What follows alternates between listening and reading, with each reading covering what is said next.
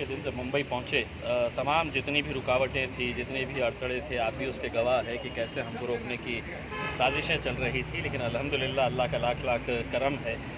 बहुत सारे लोग दुआओं में बैठे थे कि हमारी जो काफ़िला है ये अपनी मंजिल तक पहुँच जाए, और अल्हम्दुलिल्लाह हम पहुँच गए। उसका नतीजा ये हुआ है कि बहुत बड़े बड़े नेता जो है उनकी नींद हराम हो चुकी है, क्योंकि वहाँ पर हमने एक फ़िल्म दिखाया है और उस फिल्म के अंदर उन्हीं की ज़बानी वो किस तरह से मुसलमानों को रिजर्वेशन मिलना चाहिए भारतीय जनता पार्टी और शिवसेना के साथ लड़ते थे। वो फिल्म देखने के बाद हमने उनसे यही 2 सवाल किए हैं कि हाई कोर्ट ने 5% दिया है, आप क्यों नहीं दे रहे हैं, और अगर दे रहे हैं तो कब दे रहे हैं करके। दूसरा सवाल ये है कि 93,000 एकड़ हमारी वक़्फ़ की ज़मीनें हैं, वो हमको वापस करेंगे क्या करके। तो हम जब ये सवाल कर रहे हैं तो वो जवाब ये दे रहे हैं कि आप पश्चिम बंगाल में क्यों गए इलेक्शन लड़ने के लिए। हम बोल रहे वक़्फ़ की ज़मीन दो, तो बोले नहीं आप उत्तर प्रदेश में इलेक्शन, वो एक अलग मुद्दा है, उसके ऊपर हम अलग चर्चा करेंगे।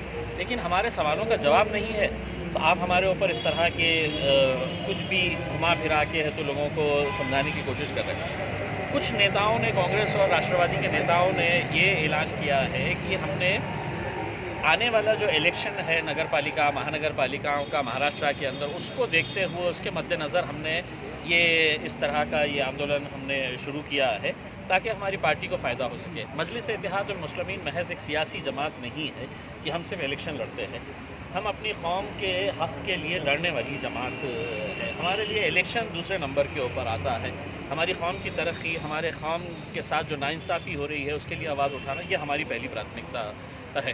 तो हमने ये ऐलान किया है, अगर आपको लगता है कि हम ये सियासत के लिए और अपनी सियासी फ़ायदे के लिए हमने ये मुद्दा उठाया है, तो हम आपको ये बताते हैं कि आने वाले ये जो अधिवेशन है महाराष्ट्र असेंबली का दिसंबर के महीने में ही होने वाला है, उसमें आप बिल लेकर आ जाइएगा मुसलमानों को 5% रिजर्वेशन का। आप मुसलमानों को ये तोहफ़ा दीजिएगा, हम आपको एक तोहफ़ा देंगे कि हम ये ऐलान करेंगे कि हम महाराष्ट्र के अंदर ये महानगर पालिका और नगर पालिकाओं का इलेक्शन ही नहीं लड़ेंगे, आपके लिए खुला मैदान छोड़ डालेंगे। सर, जैसा आपने कहा कि हम एक चुनाव नहीं लड़ेंगे, और हो सकता है जैसे आपने कहा प्रेस कॉन्फ्रेंस के दौरान कि मैं प्रचार के लिए जाऊँगा, अगर कांग्रेस वाले अगर सरकार करते हैं ठीक है तो प्रबंध दे रहे हैं, चलिए हम युति करके लड़ लेते हैं, फिर क्या होगा? नहीं, युति का सवाल नहीं है। देखिए, हम उनके साथ जाने का इस वजह से हमारा ये नहीं है, ये लोगों ने सिर्फ मुसलमानों के साथ धोखाधड़ी का काम किया है।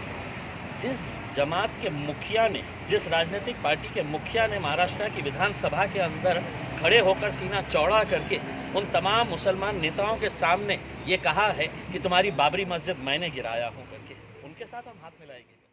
सभा के अंदर खड़े होकर सीना चौड़ा करके उन तमाम मुसलमान नेताओं के सामने ये कहा है कि तुम्हारी बाबरी मस्जिद मैंने गिराया हूँ करके, उनके साथ हम हाथ मिलाएंगे करके। हम सियासत छोड़ देंगे, लेकिन इस तरह की हम घटिया हरकत कभी नहीं कर सकते। सर, आने वाले जो सियासी माहौल है महाराष्ट्र में बहुत गरमाने वाला है, एक मुसलमानों के अवेयरनेस के लिए बेदारी पर क्या पैगाम देना चाहिए कि कम से कम सियासत को समझो और अपने अधिकार को समझो? देखिए, हमारा यही कहना है, हमने बहुत हाथ जोड़कर ये आजिज़ी के साथ है तो तमाम राजनीतिक पार्टी के नेताओं को, चाहे वो छोटा नेता हो या बड़ा नेता हो या वो भी नेता हो जो अपने आप को बड़ा समझता है कुछ नहीं, उनको भी हमने दावत दिए थे कि आइए आप आके तो हमारे साथ है तो इस मोर्चे में शामिल होइएगा, मुसलमान बनकर आइएगा, मुसलमानों की आवाज़ के लिए लड़िएगा। लेकिन कोई आया नहीं है। दरअसल क्या है, इन्हें इज़्ज़त रास नहीं आती है। हमने इज़्ज़त से बुलाया था, जब इज़्ज़त से नहीं आए हैं तो हमने सोचा है कि चलिए बम्बई जाके इनको उधेड़ा ही जाएगा। तो उधेड़ क्या है?